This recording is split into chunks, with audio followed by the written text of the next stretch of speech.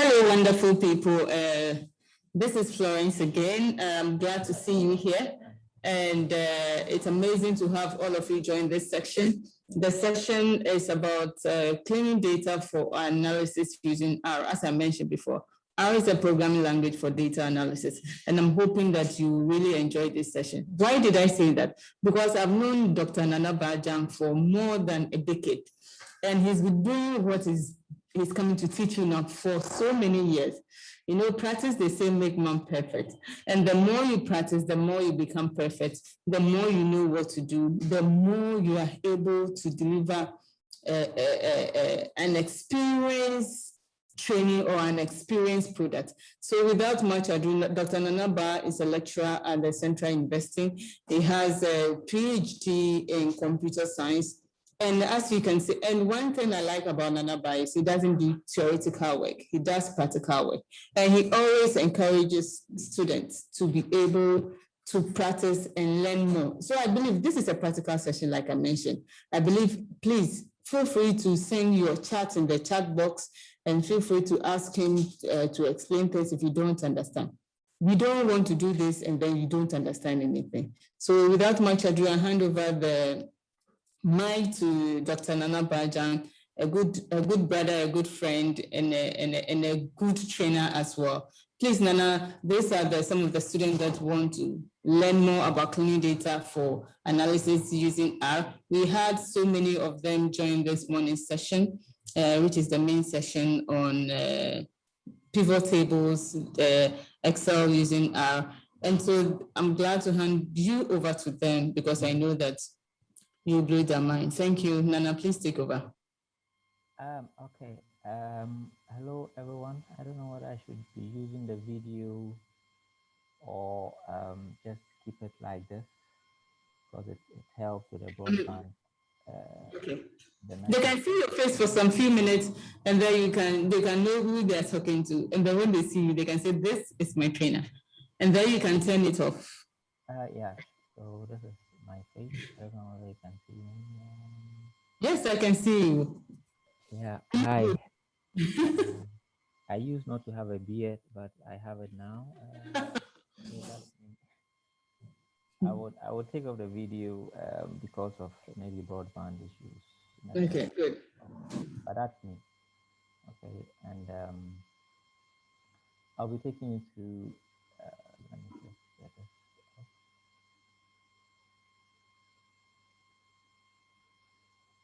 I'll be taking you to cleaning data for analysis using R. Yeah, the name of the software is R. Just R, and there's a little history to it. For this R, for those of you who are not cognizant, how many of you show by hand? I don't know if you can show by hand. How many of you know what R is or have any experience with it? Anyone show by hand in the? Yeah, sorry, Niwama. I'll try and increase my voice. Anyone who has an experience, you can talk to me in the chat session. I want to know who has maybe some idea for the kind of people I'm working with this morning. But R is it's what you would call your Swiss Army knife, for everything data. It's a program that was specifically um, designed for this purpose of working with data because it came from the world of statistics itself. So it was statisticians who started the whole thing, right? So it makes it interesting. It kind of understands how to use it with data and numbers. All right. So if you know R, you are very likely to be able to work with quite a number of data sets in a way that is intuitive, in a way that is clear and reasonable. Okay. There are other tools for working with data as well, and I mean, I'm not going to do comparisons here. I'm just only going to tell you that R is very good when it comes to working with data. All right. Is it clear now? People are saying they can't hear me. Can you hear me now? Is it clear? Okay, cool. Yeah. So that's a your Swiss Army knife there. It was like I said. I'll quickly. You see, I have so many slides, and I have to do this within an hour. So I'll be rushing through, but I want to be able to give you a fair idea of what to expect when you want to learn R and want to. I cannot teach you R in just 1 hour. It's simply impossible to do that. It has a long history and a background to it that you need to know before you can really be able to work with R properly. But I just want to introduce it to you, and then you have a taste of what it looks like when you decide eventually, to want to work with it. All right. So, like I said, it was written by statisticians at Bell Labs in the US, and it's been open source. So, the good thing about it is actually the fact that it's open source. I'm also an open source advocate. I like everything open source for the simple reason that I don't have to pay money, and some licenses, get some licenses for something that can be done for free. So R is open source, and it has a very vibrant community behind it that makes it work and makes it tick. All right. There's a very big advantage that it comes with. If you already know your way around things like SPSS, R may be a very big shock to you because R comes with no graphical interface. By that, I mean that there are not many things to click around in R. In Excel, for instance, you have to be clicking a number of things in order that things are done. But in R, it's a total something that is totally different from how we are used to interacting with interfaces. R has only a console. Okay, so we have a text user interface as well. You work mostly with text, and commands are written. You have to type them out for R to be able to use them to do whatever you want them to or you want it to do. Okay, so but the advantage that comes with that also are many. I mean, if you know the commands to type, then you can put all of them in a script or in a file, and then you can run it, and then you can automate things. You can automate stuff. It helps you to automate a lot of things. It also helps with reusability of code. Like you can, and also like share if you have some idea and you want to share it with your colleagues. You have to put those commands in a text and then share it with a data set, and then everything works properly. So those are some cool advantages. Now, why R? It is good for statistics. All right. It also provides a coherent, flexible system for data analysis, and it can be extended as I need in attempt. And with this, I mean that because it is in that form, you can write a package and then extend the functionality of R. If in the future, you have a way of going about working something out and you want to share with the world, you can just write a package and then post it to the community, and then it goes into the functionality of R. So it can be extended in many ways as is needed. And that makes it really, really cool. Think of the closed source version. I mean, you have to wait till the company behind the proprietary software develops something new before you can use it, right? But with R, anyone around the world can develop something and share with the world, and everybody has access to it. So it gives it a real advantage over other kinds of software. Okay, so producing what we call reproducible research that can be reproduced by someone else. Okay, it's what is also something that is new in the world today. People wanting to know whether, for example, look at this coronavirus pandemic. Everybody would want to know whether the data that people are, spreading around, are true or not. Okay, an easy way of doing that is that getting the numbers, making up your statistics and then sharing it with the world. Let everyone be able to confirm for themselves, that the numbers add up, and then you can do that easily with R. With R. This might not be something you would expect, but this is a news. It is a clip from a news item. I don't know whether you know about the Washington Post from the U.S. Very popular. In 2016, this was reported by the Washington Post. An alarming number of scientific papers contain Excel errors.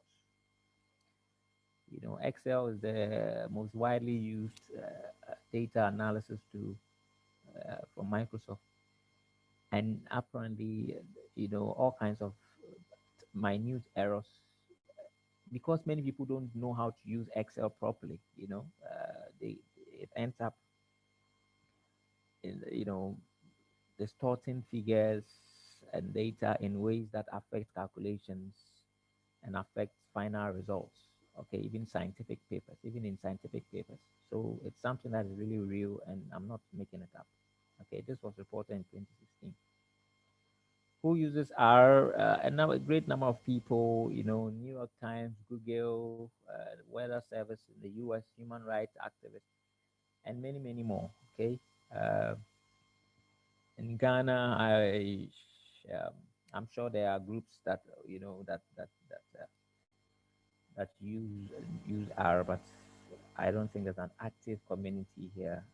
I tried one time to form a group on Facebook to encourage the use of R, but I mean I've abandoned it because I left Facebook or something. So all right, but I would hope that after this you would be interested in knowing more about it, and learning more about R.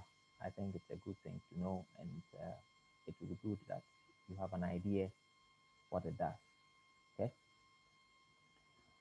All right. Now in Facebook, I think in 2010 they used R to produce this graphic. You can see. They wanted to know how many and where people are using their platform. So you can see the lighted areas all representing places where Facebook was in use. Amazing, huh? You can't do a thing like this with, say, Excel, all right? But you can do this with R, okay? Because there are packages that help to do that. Very interesting. All right. So what is R? R is a software. What you can Where you can get it from is from the link.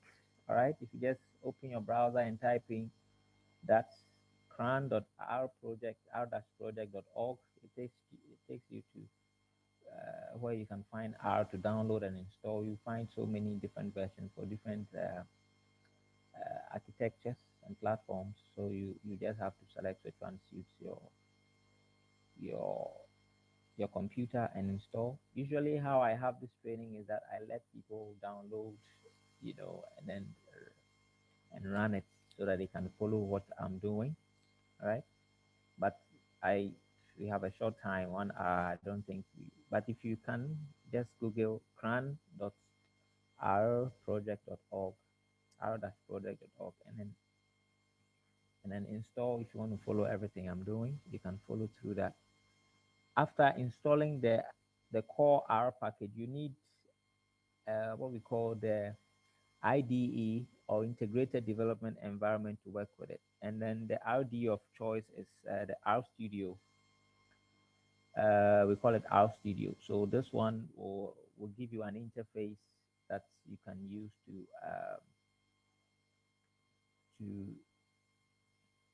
to work with R directly. Okay, do all your visualizations and all kinds of things. All right, from there. Okay, so having done that, let's move on quickly to what this meeting is about. Uh, it's about cleaning data. All right, putting data in a form that is clean and usable. It's not all data that is clean. All right, you get data from department in Ghana, and it contains several other information that you may not need. All right, and sometimes you have to put it in a form that you need. Okay, that whole process is what we call cleaning the data, right? Removing extraneous information. It's necessary for for the department that gave you to add that for their own internal use, okay? But for you, the or data expert or the analysis expert, you don't need that extraneous information. So what you do is you have to take it out, put it in a way that will conform to how you can get information from the data, you see. And doing that is it's called cleaning the data or tidying it up. Tidying it up. So once you have tidy data, right? Once you have tidy data, then you can put it in this cycle of transforming the data, or visualizing it. When you visualize it, it gives you a perspective you may not be aware of, and then you can also draw models on it. So you go through this cycle. Once you have tidy data, it can come through this cycle, okay, over and over and over again. Now there are tools for that. So we use the tidy package, we call it tidy R package, to put the data in a tidy format. And then for transforming, we can use this package Deplorer, Deplorer, DPLYR, Deplorer. We can use it to transform it, and then we can visualize it with packages like ggvis or ggplot, etc. And then we can do models with other packages as well. And then that's how you your your process, like your schedule as a developer, a data developer or a data expert. Your process then goes through the cycle, basically. All right. Now in R, what you do is that I told you R is extended by packages. So if you want a package to use, then you just go install .packages. All right. So I will be switching between my screen, this screen, and then as a slide, and then the interface, the IDE. Okay, so because I want to use it. Let me see. Just a minute, please.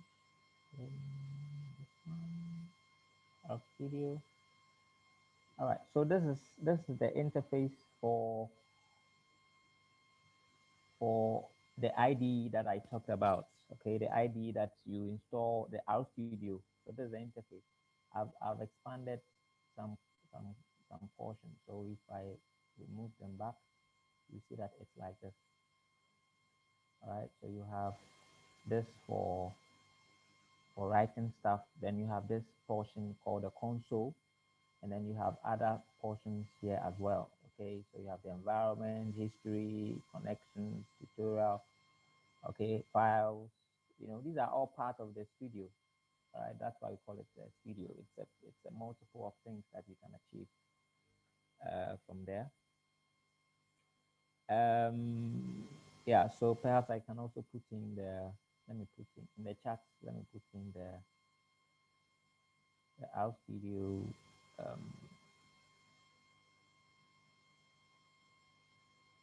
installation. Yeah, that you can get from here to download in the chat. Okay, you can download it from there.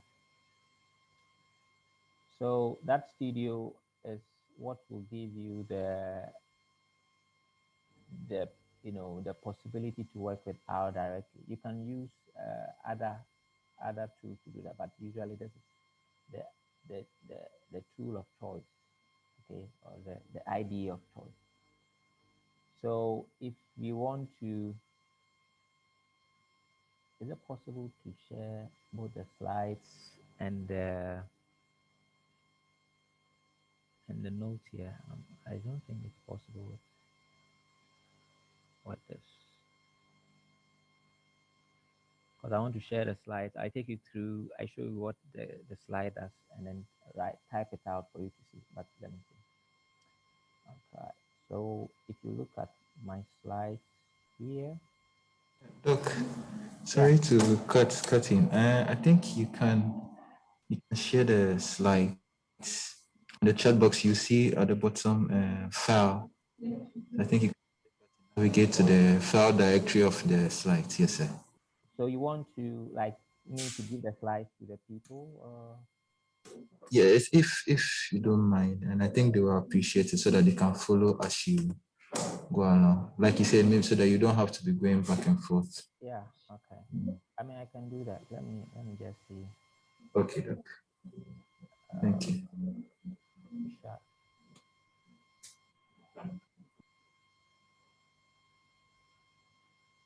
Yeah. So I'll it's a big file. I can just send it to you now. Network training,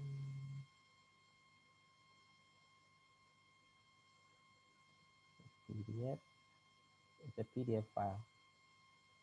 It's about 8 gig, 8 megabytes. Sorry. So if you can take it so that you can follow me through as I type. Thank you, Doc. Yeah, it's fine. So I'll share the console, the RStudio console, so that I'll be using that. All right. So this is the interface that you work with R. So I told you, R is not your usual software that you can click. If you are a person who is used to clicking, for things on computer, R would come as an initial shock. But I mean, you can. It's something that you have to learn. All right. It's not like undoable. It can be done. I mean, people. I have mastered it. You can't do. All right. You can just learn the commands with time, and then as you do that, often you realize that you get used to it. You get used to typing things. Okay. You'd also know that typing text is faster than clicking things, especially if you have a computer with you know not much memory.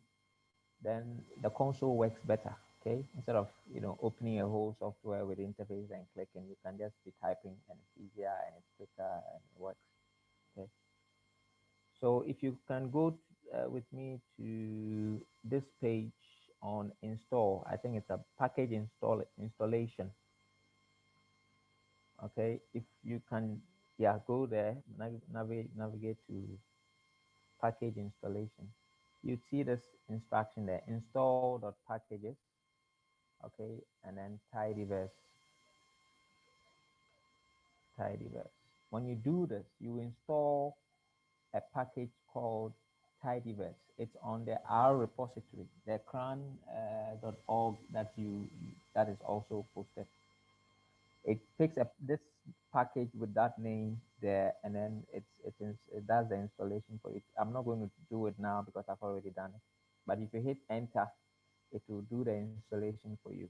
After you've done the installation, that's also how you install any other kind of package in the future. All right, just install the package. Our studio has it tries to also make it more convenient. So if you go to packages, all right, if you go to this side of the studio and then packages, you come to packages. If you search for tidyverse, all right, tidyverse, it would, you see mine is checked. Okay, so that means I've installed it. But if you want to install it using the user interface, you can just click install and then put in the name tidyverse. You see, all these are different kinds of packages that start with T. Okay, as you type, it just narrows it to the package you want, the package name you want. So there are all kinds of packages that are available and they are free, and you can just import them into your environment and then start working with them. Okay, so you can do it using the RStudio interface, or you can use the console by just doing that. Now, after you've done that, after you've clicked, you've done that, all right, you can just load the package using library. So if you just do library tidyverse, all right, just do that. Then it loads the package. You see, it went to the next line and then it started blinking. If there was an error, it would have reported that there was an error. but if there's no error, it doesn't report anything. So it's a silent load. It just loads it. All right. Now the next thing is that it says let's create a simple from the slide. It says let's create a simple data set. All right. So for instance, I call a data set DF, short for data frame. Okay, it's a name I'm giving to it. And then I say DF equals data dot frame color equals C blue black. I'll explain what this means in a moment. I just want you to see the result. Blue, black again, and then black. Okay, and then I say that value is value equals 1 to 5. All right. If I hit enter at the end, also silent. But if I want to see what has been done, if I just type in df, it shows me something. It shows me a data set. So what this instruction did, this instruction, what it did was that it created a data table. Okay, I mean it's a table. Okay, so we call it data set. So it's just a table with the header, color, and value. Can you see? So that's how you create the headers. You say color equals something, and then it creates the color header. You say value equals something, and then it creates the value header. Okay. Now for the contents of the color column, I put in blue. Okay, blue is a string. In computer science, we call it a string. So we have blue, we have black. So that's why it appear in quotes, because the string, that means a number of characters together. So it's a string. All right. So you have blue, you have black, you have another blue, black, and black. And so that makes it for the column color. And then for the column value, I create a range of numbers from 1 to 5. But I don't have to type 1, 2, 3, 4, 5 because they follow that range.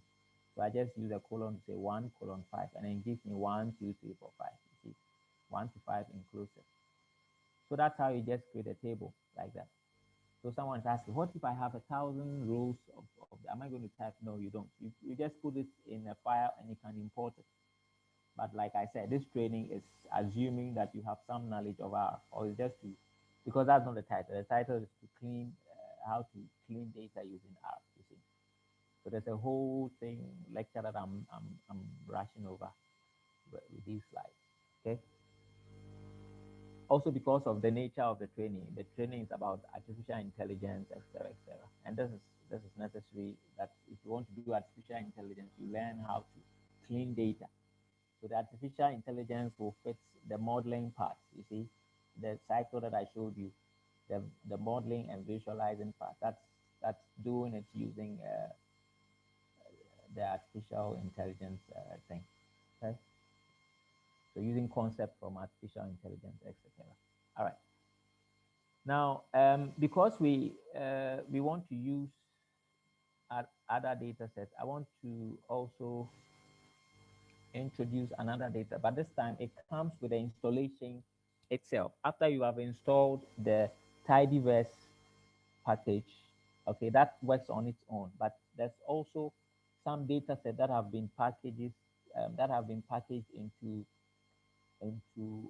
packages, all right, and you can download them and use them. For example, we have the NYC flights. So let's install that. If you do install dot package again, install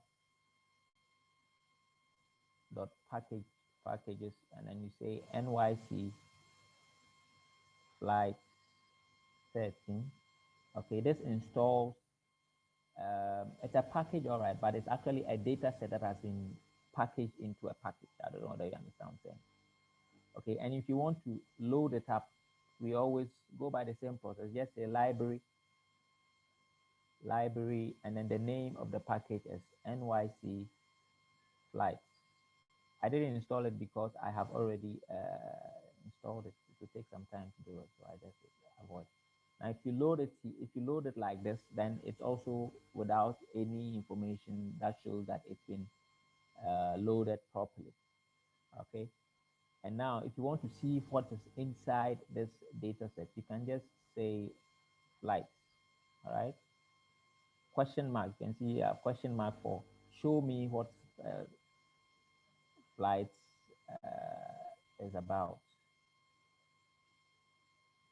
Okay, so if I just say flights like this, then this opens the help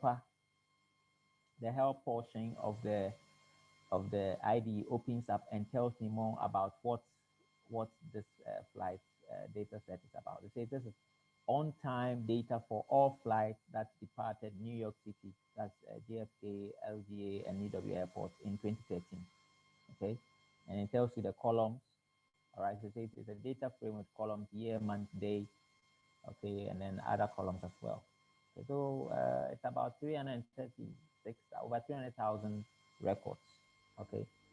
And that also is one thing that I forgot to say about R. R can work with huge amount of data sets. Unlike Excel, some data sets easily crash Excel, right? I mean, once your memory limit is reached or something, it easily reaches there because you see with Excel and with other graphical user interface software, the graphical user interface itself uses a big amount of memory. Okay, so if you add up huge data set, then your computer easily starts to complain at the least opportunity. But R is is a type that takes away all that overload. It takes it away, all right, and then you don't have to worry about data loading up your memory and preventing it from running. Okay, so that is our flight data set. You'll be using it to explain the things you are talking about here. Okay. All right. So if you have the slide, do you have the slides? I don't know. Do you have the slides? Let's go to. Can you hear me? Do you have the slides? No, please. Oh, see the chat. The chat. It's been put there. Open. Okay. Yeah. Yeah, hello. Yes, I just put the slides in the chat. I think maybe those who are using their phones to join us might have some difficulty. So I'll upload it to Google Drive and share the link so that you can have it. But I think those who are using their laptops or PCs should be able to see the slides in the chat box. Thank you. Oh, okay. Okay. Yeah. All right. So so we have two data sets here. We have the DF data sets, and then we have the flight data set that came with the package installation. All right. I'm moving on to now to the basics. The basics slide. I don't have numbers on the slide, but the title is the basics. The first slide on the basics. All right. Now, in using Tidyverse, Tidyverse is a group of packages that have been put in one. So when you install Tidyverse, you see that a number of packages are installed automatically because it's made up of a number of packages put in one. It helps. It's been done that way so that you don't have to every time install these individual packages on their own. You see, these are the packages you use a lot for data analysis. So they've all been put together in a package called Tidyverse. Now, one of the packages is called Deploy DPLYR, the one I showed you in the visualization, the cycle. Okay, and that is what you'll be using to manipulate the data set. All right. Now, there are 5 key functions that allow you to solve vast majority of data manipulation needs. Okay. The first one is the filter function. It comes from the deployer package. There's the arrange function, there's the select function, and then there's the mutate and summarize others. There are several others, but these are the five main functions that you'll be using often to work with data. Okay, all of that, all of the functions I've mentioned can be used in conjunction with another function called group by. Okay, to help you group data properly, etc., etc. Okay, so it makes it quite easy to do that. Now all the verbs, all the functions that I've talked about, they all work similarly, right? The first argument to all of them should be the data frame you want to work with. The subsequent arguments describe what you want to do with the data, and then the result is often a new data frame. So basically, they all work the same way. First, you have to give it a data frame, what you want to do with that data frame, and then the result should be a data frame. They all do the same, not the same work, but they all like work in the same fashion. Okay, and because of that reason, it helps you also to chain them together. You chain all the functions together, and then they all achieve one singular event or one singular purpose. I will explain or give more on this as I go on. Okay, so we've loaded our tidyverse package here. Okay, and then we want to filter. You see, this is the data set that we developed earlier, a DF. Okay, we just created a data frame called DF, and this is the output. So what if we want to select from this data frame only the colors that are blue? Okay, so the data items that have only blue color. All right, that's when you use filter, the filter function. So if you just say filter, all right, and then you say the data frame. So I said all the functions take as first argument the data frame you want to use. So you want to use the DF data frame. And then the action you want to perform on the data frame. So you say color, give us the one with color that is equal to blue. Blue is a string, so it has to be in quotes. If I just do that, then you see it's filtered out. I think it's almost straightforward that filter filters, right? It's intuitive. So filter does filtering, I mean, basically. So we just said filter out of the data set DF, and then what you wanted to do is just give us those that have color blue. And then that's the result. The result is what we see here. The 1 and 2 that you see by the side are the row item numbers. Okay, so here you see it comes automatically with every output. So these are the row number items. And then you have only blue. You could do another way, filter color equals black. All right. And then you get, and you see each of them goes with the value, corresponding value. Okay. So black is 2, black is 4, and then black is 5 from the original data set here. Do you see? So it's also been filtered out. So that's what the function filter does, basically. Nothing complicated here. Okay. You can ask me any question, break the session, ask me any question you want. You can do other things also like this. We say filter, data frame, value in, okay, so here we have a vector of information. We want filter to look inside this vector 1 and 4 and give us everything that is in value in DF. Okay, every value that has a value here, 1 or 4, should be filtered out, and then you true to it, you see that we have value, and then we have those with number 4 and then 1 showing. You see, okay, so we are only concerned about value, and then value inside this data set, those with numbers 1 and 4, and that's what we get here. You see, all right. Let's use the flight data set to do a similar thing. So we want to see, for instance, flight that happened on 1st of January. So we can just say filter, all right, from flight. You see, so this always takes the data set that you want to use with. Okay, so filter flight, and then month equals, so the equals is double. We are doing a comparison, right? Month equals 1, day equals 1. So 1st of January 2013, give us all the flights that happened on that day. And then you can see we have this data table or data set from that result. So it filters out. This tells you that, you see, that's not the full set. It tells you just the first 10 and then says there's more at 832 more rows. You see.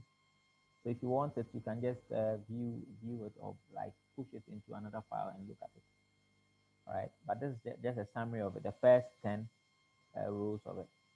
So we have the year 2013, we have the month, we have the day, and they are all 1 1 because that's the command we gave. We said month is 1 and day is 1. So you just see month 1, day 1, all throughout. All throughout. And then it comes with the other, these are the other columns in the data set as well. Okay, the other columns. So it says there are 7 more variables that are also not showing.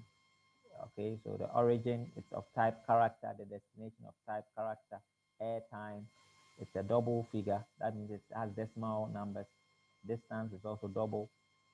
And then time hour is a date time figure. So that means a time figure. You have a date and then you have a time in it. Okay. So that's it. I mean, we've filtered over 300,000 data sets just with this command. All right. Just that. Now this, as you have this like this, it's not stored anywhere. If you want it to be stored so that you can come to it without you not having to type this all the time, you can store it in a variable. Okay, so let's assume we want to store this inside a variable called January 1. Okay, so January 1, and then we just say January 1 equals, okay, we can type the whole thing again, but the shorter thing or simplest thing is just to go up and down. If you use the up and down arrow, okay, on your computer, you see that it goes back to all the things I've typed. Can you see? Just the up and down. Okay, so we can just go up and then just store this inside a variable called January 1 with this less than and equal, dash is the equal to. Okay, it differentiates this equal to from this kind of equal to. Okay, so this is like store this, the output of this, store it in a variable called Jan1. Now if I enter here, you don't see anything. That means it's success. All right.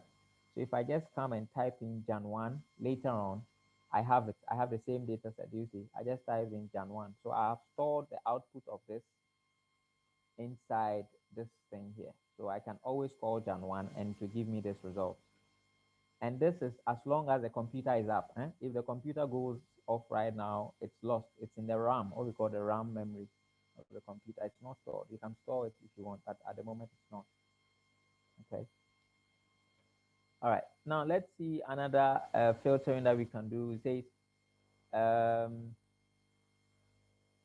give me so the day is 25th and then the month is what? Is 12. So we are talking about Christmas, right? So all the flights on Christmas Day in 2013 in New York. That gives it as filter. Again, flight. The data set is flight. Okay.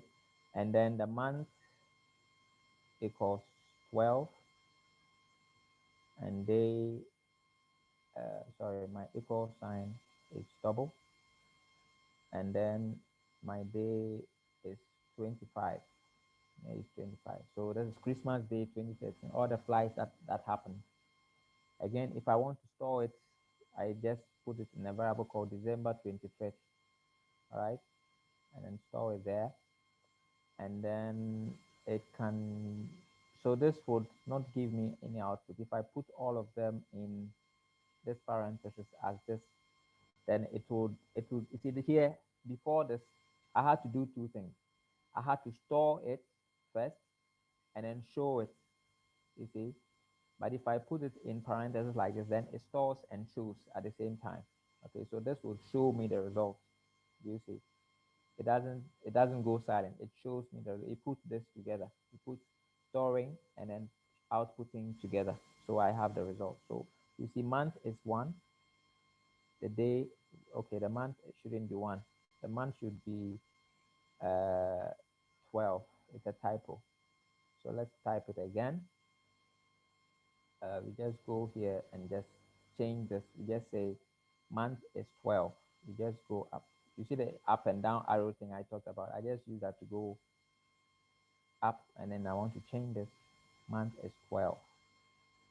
And then let's see the results. You see, so the results now is the month is 12, day is 25. And these are the flights that happened on the 25th of December, Christmas Day 2013 in New York. Okay. All right. Now you can do all kinds of things in filtering. You can compare. I've already shown you one, but there are other more subtleties that are interesting. Let me clear my screen. If I type Control and L together, everything everything clears up. Hey, I have about 5 minutes left. Why? I haven't even started.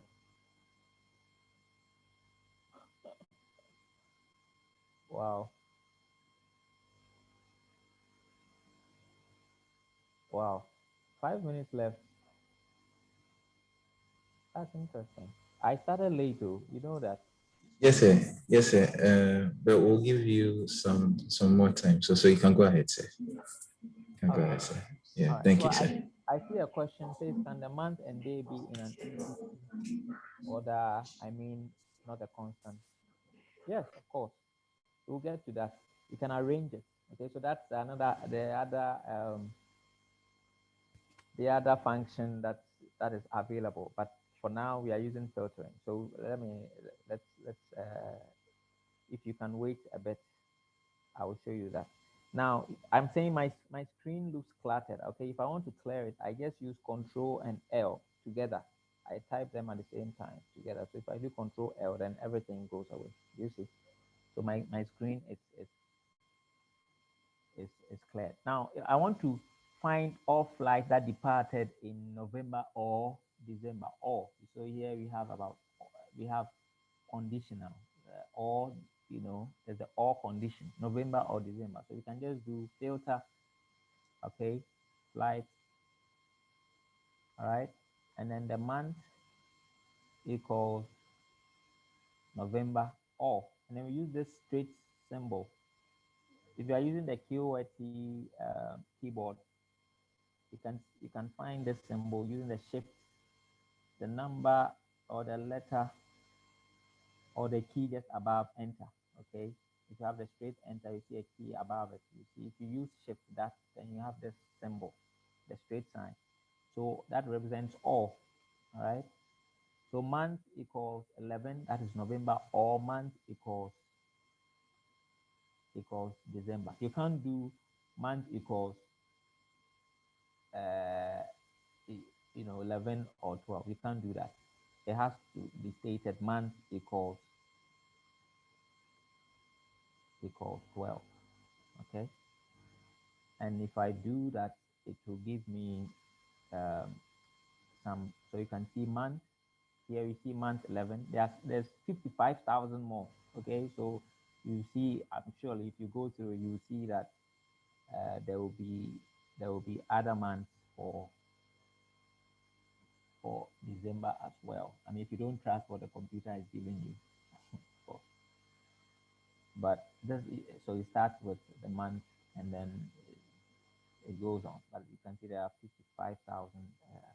There are ways of verifying um, what months there are. Okay, so if you want to be sure that really it's just 2 months, we can store this in a variable. Okay, so we can say Nov Dev not December. Okay, equals that. We can store that.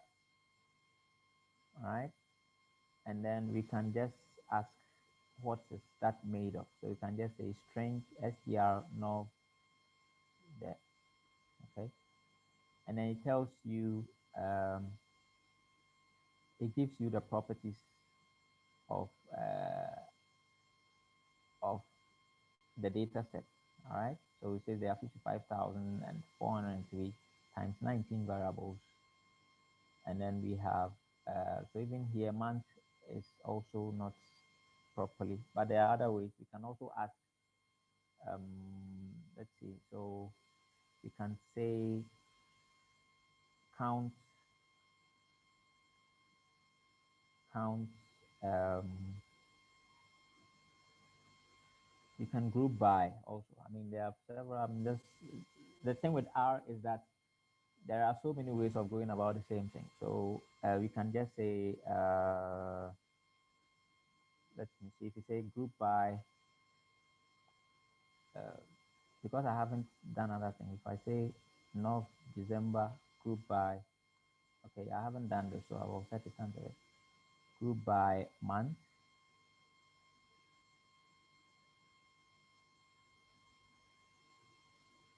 Okay, and then let's say we count it up. Okay, you can see that month and it's been grouped by the month. So we see 11, and then this we are counting. This has the November has 27,000 entries, and then the December has 28,000 entries. So I mean, I had not done this. That's why I was a bit hesitant. But it's just to show you that the values are correct. Okay, basically that. All right, I see some questions here. Can the month and day be okay? That's what I said. I will talk about later. What will happen if the equal sign is one? Okay, how different is the filter action from subset action? All right, so so I have the impression that Newman has a fair idea of what R is, because R does have the subset. But you see, so the tidyverse way of working is to make things intuitive. The old way of working with R, okay, using brackets to subset stuff, is not intuitive enough. So that's why packages like tidyverse have been developed to help you, because to say filter is much more intuitive than using square brackets to filter out stuff. You see, so it's not necessarily different, but it's intuitive and it's easy also to work with that. Okay, that's why I'm treating only the tidyverse version. What will happen if the equal sign is one? You can try it. The thing about learning computer programming is that you see, if you have something that you think might be done, you try it out to see if it's possible. You get an error, but you have to try it and see what error it comes. So I'm not going to tell you. You try it out and use one equal sign and then see what you get. That's where you learn. You learn also by yourself. Okay. So you see the one that I typed, this one that I gave, flight, month in November or December. All right, you can, I said in R, there are many ways of doing something. So we can as well do something like this.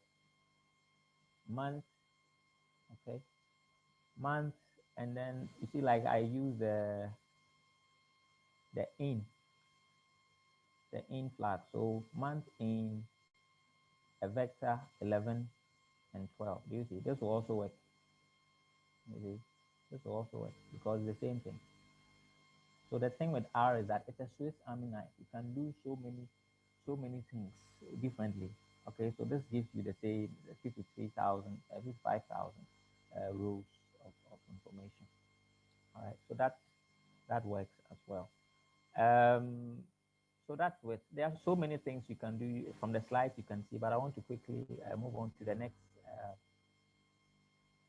the next function, the arrange function. All right, so if I just say arrange,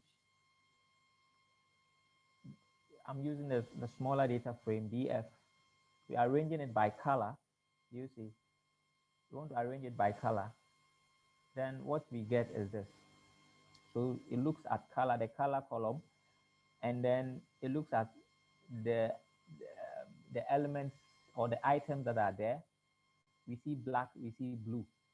Now you can see that in alphabetical order, A comes before, because they all have B and L, right? And then it comes to the the third letter, and that is A. And then A comes before you, so black comes before blue. Do you see? The default is in ascending order. So this is the same as typing something like this. Ascending order color. But it tells you that could not find the function ASC, okay? Because there's actually a DSC, okay? If you want it the other way around, you can do something like descending, DSC, okay? And that works. So the default is this, is, uh, is that. Okay, that means that when you use it without anything, that's what you get. And if you wanted the opposite, then you have to use the descending DESC on color. And you see it's turned around. Blue comes before black. Okay. Each one also goes with their corresponding values. So you have to take note. Okay. So that is on arrange.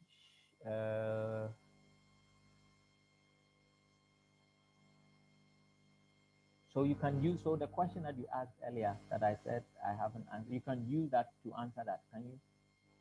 This can the month and day be in an increasing order? I think now you have your answer. Use it. You can use it to work it out. So you can try it out when you want.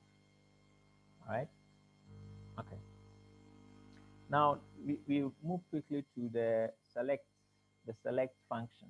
All right. So what does the select function do? Now, if I say select df and color, what am I talking about? I mean, I'm only saying select the column color. That's all. Okay, so I only have the column that I need, the column color. All right. It can be value as well. It will also work. So if I want, it's interesting. If I put a negative sign inside before the color, then I'm just saying, give me the data frame without color. Okay, and in this instance, we have only two columns. So we have, if it's without color, then we have only value. Okay, so without color, then I mean only value. It's the same as saying give me value. It's interesting. I said R has many ways of doing similar things. So it's the same thing. Let me see.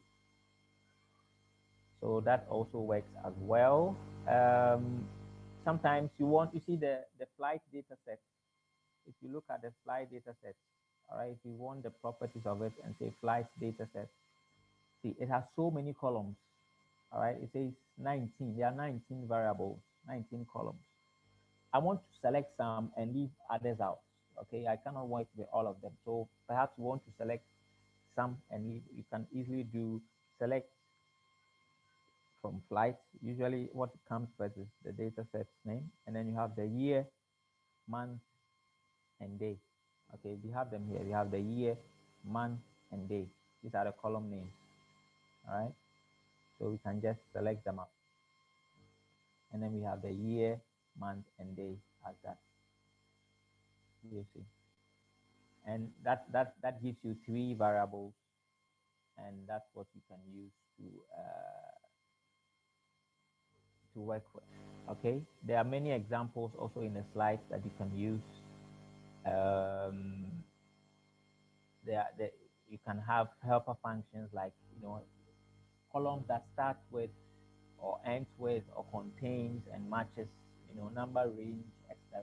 There are all kinds of flags you can add. Now let me quickly rush on to the mutate function. Mutate, if you want to, I mean the name is intuitive. You want to mutate some data sets. Okay, so you just use the mutate function. And we usually use that to add new columns. All right. So for instance, we want to add for our data frame. Okay, let's say our data frame is like this. We want to add new columns to it. We want to say add a column called double, the double value. So we can just say mutate df double equals always the column name comes before the equal sign. So double equals and then 2 times value. Okay, so for every item, create a new column, and then it should contain the item that is the double of value. Okay, so if I just do this, then it it creates a double column, and then it multiplies for each value in value by 2. So we have 2, 4, 6, 8, 10. It's interesting, right? So we've just mutated our data frame, and that's what the name does.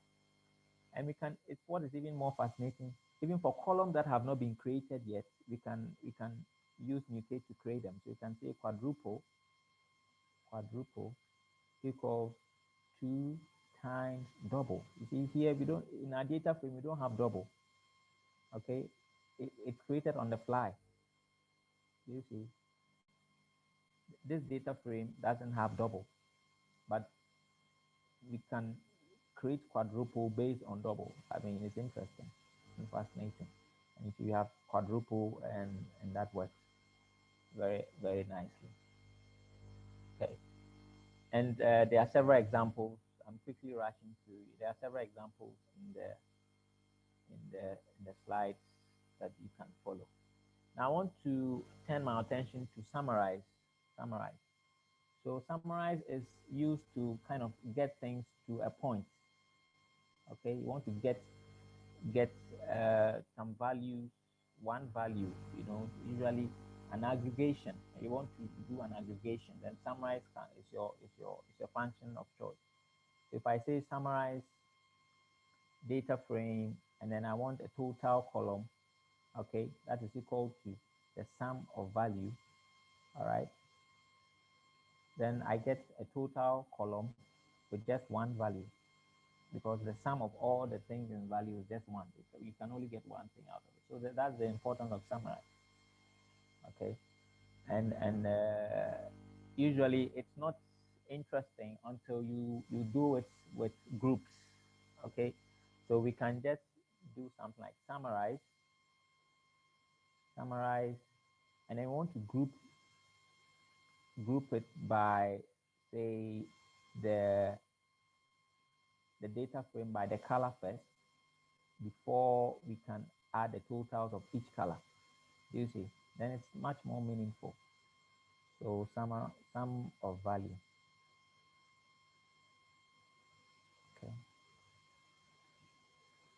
You see, so by grouping it, we've grouped the color, we've grouped the data frame by color. So we have black and blue, and then there are some for each appear. So we have total of black, their value 11, and then total of blue, their values is 4. Okay, you can check. Blue, we have 1, and then we have 3. So if you add 3 and 4, 3 and 1, you have 4. And then for black, you have 2 and 4 and 5, and that is 11. You see, so that's interesting. That's interesting as well. So usually, summarize works better with um, with group by. Group by makes more meaning with group by. Okay. There are other examples there that you can look at in the slide. Okay. Now, let me quickly move on to the piping operator. Piping. How you see how I was able to pipe things. By piping, I mean how I was able to link one function to another. I don't know whether you saw it. Yeah, this one. When I wanted how many months, in Novdeck, okay, I had to do group by, and then I counted them up. So this is the piping idea. You can pipe the data frame into this function, and then the output of that is piped also into this function to get a final result. So when I do this, I get a result. So that's really powerful. It helps you to put all these functions that we've looked at, put them all together into one single instruction, and then make them work. Okay. So for example, we want to be able to find the delays. Okay, we want to find the delays that happened on the flight data that I shared, the flight data. Okay, we can just do that by simply typing this. We can just do delays. We want to put it in a variable called delays equals flight. So that's always the data frame comes first. And then we pipe the data frame into group by. I want to group by the destination. Okay. And then we want to again summarize. We want to summarize. We want to count for each destination. Okay. And then we want the distance. Okay, the distance is usually the mean of the distance, all right, from the data set.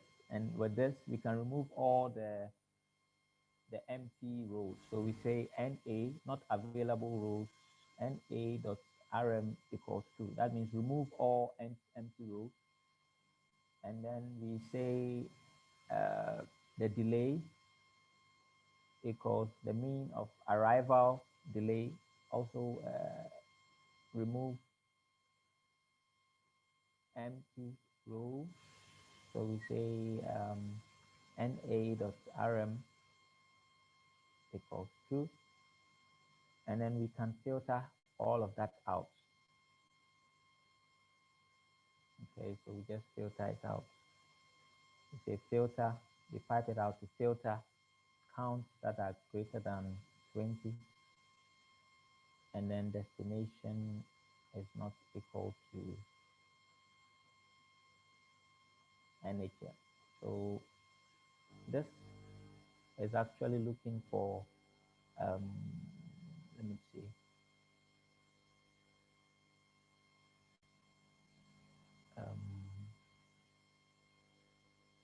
It's looking for delays that happen to airports that are or destinations that are not NHL. Okay, if we do that and just say all the delays, we have some data sets. All destinations apart from HNL and how much delays they were is done. Hello. Okay, I think I can break here. Okay, what's left in the slides, I would say they are self-explanatory, but like I said, R is such a big thing, and I cannot really finish it all in 1 hour. Okay, I mean, Mobile Web Ghana does these trainings as well. If you are interested, you can contact, you know how to contact them. And look, if you are tertiary students and you want to really sharpen your skill in data skills, I think R is a good place to start. You can set up your own company doing analysis and things like that. Even for AI, you can. It's a toolkit you can have in your toolbox. You know that helps you with your data analysis skills.